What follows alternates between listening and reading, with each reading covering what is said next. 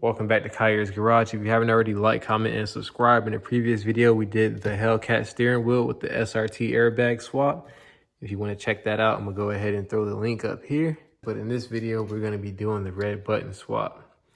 Only tools you really need for this are going to be either a drill with a Phillips head like this, or just a regular screwdriver, and a couple of plastic pry tools.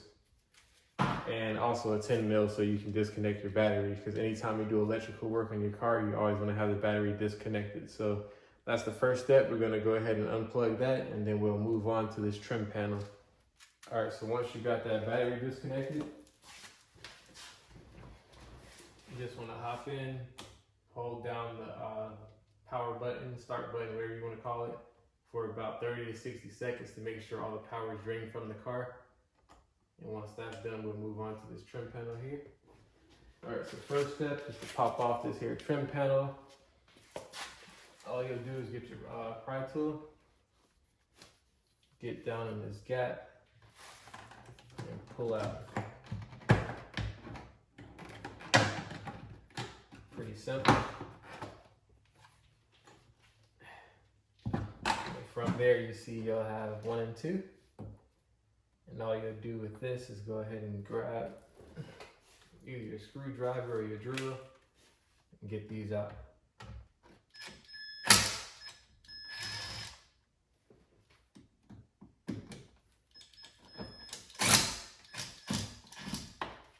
Fairly simple, takes only a couple of seconds. All right, so now your next step is to go ahead and pull down on this, but be careful because there are different things that are connected to it. So go ahead and just pull from each corner here, and the same on the center console side. So it'll be just like this. Reach down in there, give it a tug, and it'll drop down just like this, guys. It's very simple. Then from here, this is where it gets tricky because you gotta kind of get down and reach under to get access to this the start button. So I'm gonna take you guys inside the car and kind of show you that. All right, so what you want to do is reach down through here, and you're going to reach around up underneath the center console. You're going to push down on these tabs that I showed you before. There's going to be 2 that are up top, here and here, and another at the bottom. So 1 and 2, and then 3.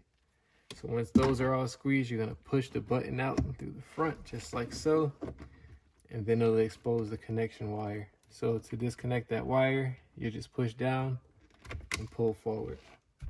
So at this point, you just grab your new start button, do the inverse, push it in until you hear it click, and then you'll just pop it back into place just as you pop the other one out.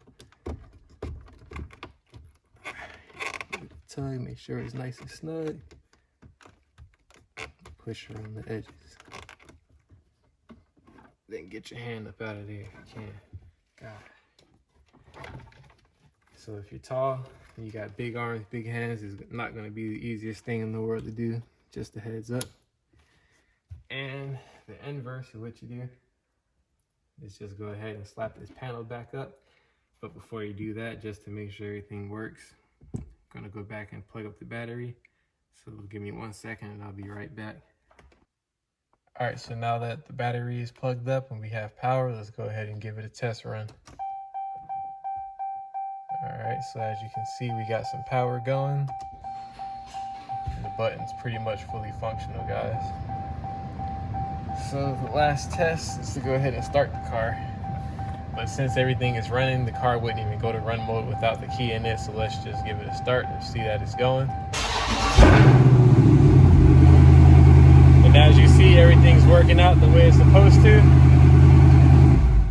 So that's pretty much that. Don't worry about the pages uploading, because you know every time you disconnect your battery, it's going to take a minute for all your information to sync back to it. But yeah, man, you see it. Pretty simple install. It works the way it's supposed to. And with that being said, man, thank you guys for tuning in again. More videos coming. I'll catch you in the next one.